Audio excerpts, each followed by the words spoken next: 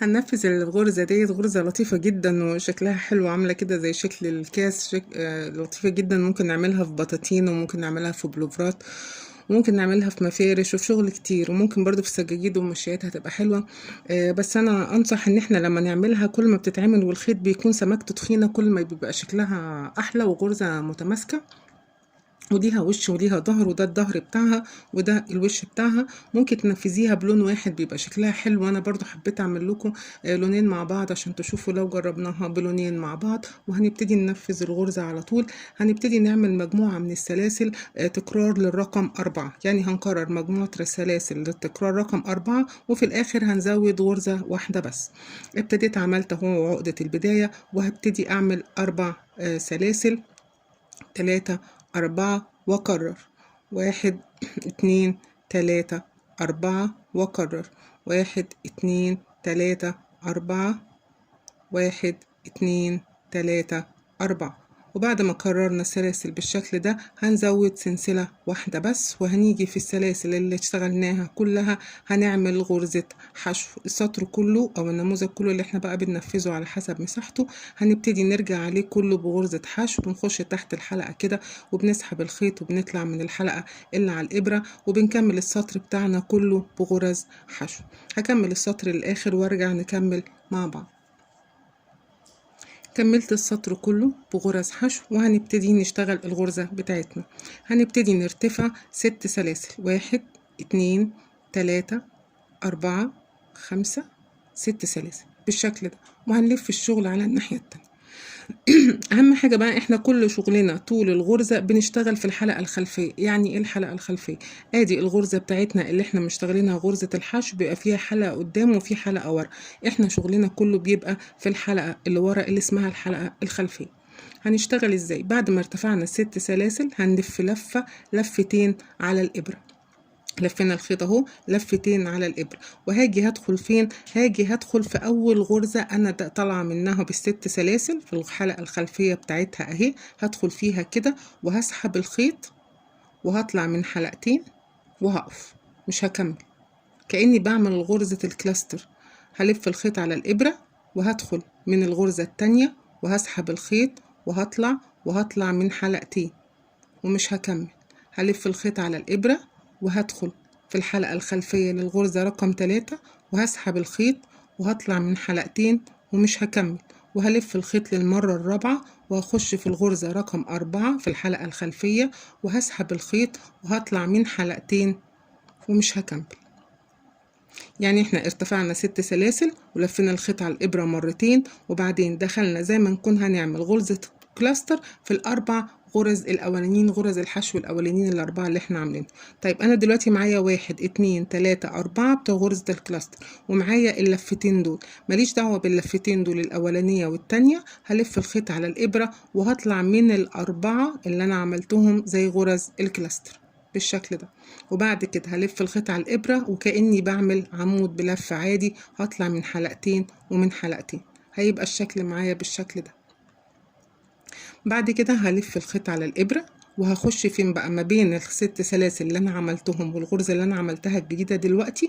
هخش وهسحب 4 مرات، والف الخيط على الإبرة وادخل في الفراغ ده واسحب مرة تانية، والف الخيط على الإبرة وهخش في الفراغ ده واسحب مرة تالتة، وهلف الخيط على الإبرة وهخش في الفراغ ده وهسحب مرة رابعة اهو بالمنظر ده كأني بعمل غرزة البف. وهلف الخيط على الإبرة وهطلع من كل الحلقات اللي موجودة معايا وهقفل عليهم بسلسلة وهعمل كمان سلسلة. أنا كده كونت الغرزة بتاعتي أهي. هلف الخيط على الإبرة تاني مرتين.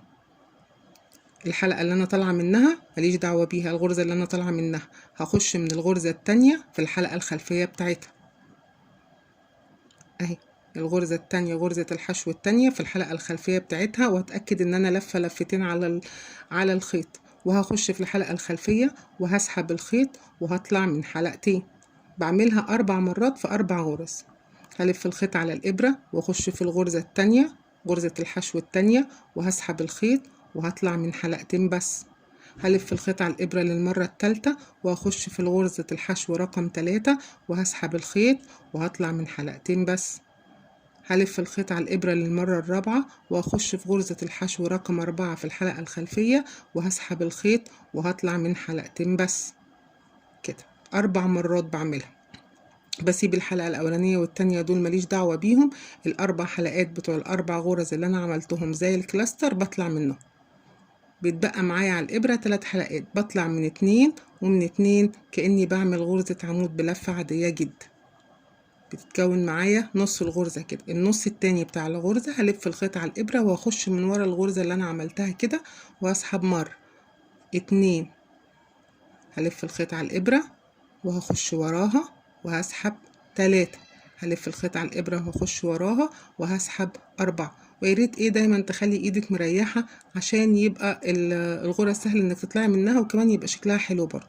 وهلف لفة هقفل عليها بسلسلة واعمل سلسلة تانية اهي، بيبقى شكلها كده. احنا بس عشان بنشرح بالراحة، لكن الحقيقة هي غرزة بتبقى سريعة جدا. بلف الخيط على الإبرة مرتين وهخش في الحلقة الخلفية وهسحب وهطلع من 2. 1 في الغرزة التانية وهطلع من 2 ادي 2 في الغرزة التالتة وهطلع من 2 ادي 3 في الغرزة الرابعة وهطلع من 2 ادي 4.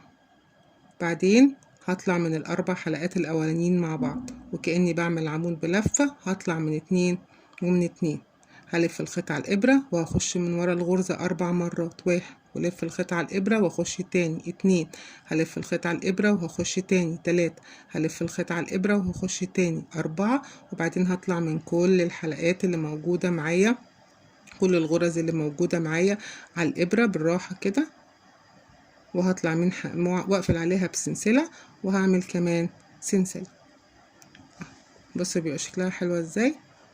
نعمل مع بعض برضو اخر مرة. بلف الخيط على الابرة مرتين وباجي هخش هنا في الحلقة الخلفية لغرزة الحشو اهي، هخش واسحب الخيط واطلع من حلقتين والف الخيط على الابرة واخش في الغرزة التانية، غرزة الحشو التانية في الحلقة الخلفية، واسحب الخيط واطلع من الاتنين.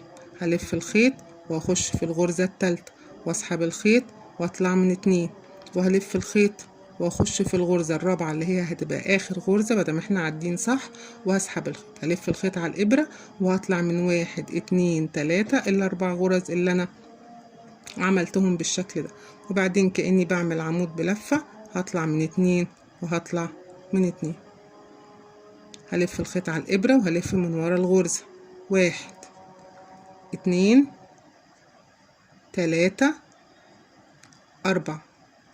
هلف الخيط على الإبرة وهطلع من ال4 غرز من كل الحلقات اللي موجودة معايا على السطر. خليني أعيدها تاني عشان دي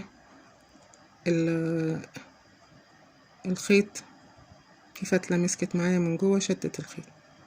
لف الخيط على الإبرة وهخش 1 2 وريح ايدك 3 4 مرات، وهلف الخيط على الإبرة وهطلع من كل الحلقات اللي موجودة معايا على الإبرة بالشكل ده، وبعدين هقفل بسلسلة وكمان سلسلة.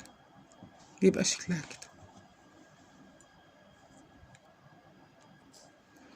هعمل بعد كده؟ بعد ما عملت آخر غرزة اهي، هلف الخيط على الإبرة مرة 2 كأني برضو بعمل عمود بلفتين، وبخش في نفس الغرزة اللي هي آخر غرزة احنا كنا اشتغلنا فيها أول غرزة كلاستر دي من تحت، هخش فيها من ورا كده وهسحب الخيط في نفس الغرزة وهطلع من 2 ومن 2 ومن 2. أبقى أنا كده خلصت السطر بتاعي. وهو تكرار الغرزة دي بيتكون من سطرين، سطر بيبقى كده والسطر اللي بعديه كله بيبقى حشو، وبعدين بنرجع نكرر تاني. هنبتدي نشتغل بقى الحشو ازاي. غرز حشو برتفع سلسلة كده وبلف الشغل. هشتغل برضو في الحلقة الخلفية. بصوا الحلقات كلها هنا عاملة ازاي، عاملة زي ما تكون غرزة حشو. هنشتغل في الحلقة الخلفية نفس الغرزة اللي انا طالعة منها هخش فيها وهطلع وهعمل غرزة حشو. ومهم جدا ان الغرز دي تبقى عددها مظبوط وما نسيبش غرزة منهم، عشان خاطر بتظبط معانا عدد الغرز فوق، وتبقى الكؤوس دي او الوردات دي كلها فوق بعض. بنخش كده في الحلقة الخلفية ونطلع ونعمل غرزة حشو. بنخش في الحلقة الخلفية ونطلع ونعمل غرزة حشو، وبنكمل السطر ده كله برضو غرز حشو في الحلقة الخلفية. انت بتلاقي الحلقات كلها ظاهرة قدامك كده، بتخشي في الحلقة الخلفية بتاعتها وبتسحبي الخيط وبتطلعي بغرزة حشو، تخشي في الحلقة الخلفية وتسحبي الخيط وتطلعي بغرزة حشو، وبنكمل السطر كله بنفس الطريقة. الغرزة شكلها لطيفة جدا وحلو. في بقى ملحوظة هنا، دايما الغرزة اللي كانت بتبقى العمود بلفة فوق بتبقى داخلة جوه شوية. في الحالة دي بس نسهل على نفسنا عشان ايه ما نكرهش الكروشيه اصلا لان في غرز ساعات كده بتبقى داخلة لجوه. اهي بالإبرة الأصغر شوية هنسحبها وهنعملها برضو غرزة حشو في الحلقة الخلفية، بس نوسعها شوية عشان مقاس الإبرة دي أصغر من الإبرة اللي احنا كنا شغالين بيها. وبنكمل شغلنا عادي في كل الغرز، هندخل وهنعمل غرزة حشو. كل الغرز اللي قدامنا اهي ندخل فيها ونعمل غرزة حشو لحد ما نكمل لحد آخر السطر كله بنفس الشكل كده. ندخل وبعمل غرزة حشو. ممكن سطر الحشو ده نشتغله بالإبرة الأرفع بس نخلي ايدينا مريحة عشان تبقى نفس مقاس الغرزة الإبرة اللي كنا شغالين بيها أصلا. بتسهل أصلا الحركة دي جدا، وبنفضل شغالين كده لحد ما بنكمل آخر غرزة بالشكل ده. هنا بقى شايفين الست سلاسل اللي كنا مرتفعين بيهم دول، هنخش فيهم برضو وهناخد كده وهنعمل غرزة حشو وهنرتفع بالمنظر ده كده. الغرزة بتاعتنا كملت. احنا هنبتدي نكرر بقى. هنكرر ازاي؟ هناخد الخيط بتاعنا برضو على الإبرة ده لو انتي مكملة بنفس اللون. لو انتي هتغيري اللون بتعملي سطر ده وسطر غرزة حشو وتغيري اللون هنا اهو، بتروحي مدخله اللون التاني هنا اهو وتشبكي وتشتغلي بيه. لازم يكون سطر كده وسطر حشو وبعدين نغير اللون. هنرتفع بعد كده 1 2 3 4 5 6 سلاسل زي ما بنعمل دايما، وهنلف الشغل وهنلف الخيط مرتين على الإبرة وهنخش في نفس الغرزة بتاعتنا في الحلقة الخلفية وهنبتدي نعمل نص غرزة، نطلع من حلقتين بس وهنخش تاني وهنسحب الخيط وهنطلع من حلقتين بس وهنخش تالت وهنسحب الخيط وهنطلع من حلقتين بس وهنخش رابع وهنسحب الخيط وهنطلع من حلقتين بس. بعد كده هنطلع من 4 الحلقات اللي احنا عملناهم دول، هما حتى بيبقوا جنب بعضهم كده وباينين بالشكل ده، ونكمل عادي كأننا بنعمل عمود بلف. بعد كده هلف الخيط على الإبرة وهلف من ورا الشغل وأسحب. هلف الخيط على الإبرة مرة تاني وأخش من ورا الغرزة وهسحب، أدي 2 وهلف وأخش من ورا الغرزة وهسحب 3 وهلف وأخش من ورا الغرزة وهسحب 4.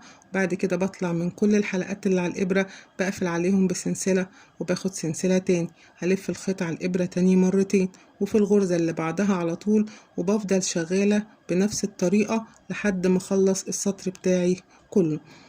وبعد ما بنخلص السطر ده بنبتدي نعمل السطر اللي بعديه، بيبقى غرزة حشو.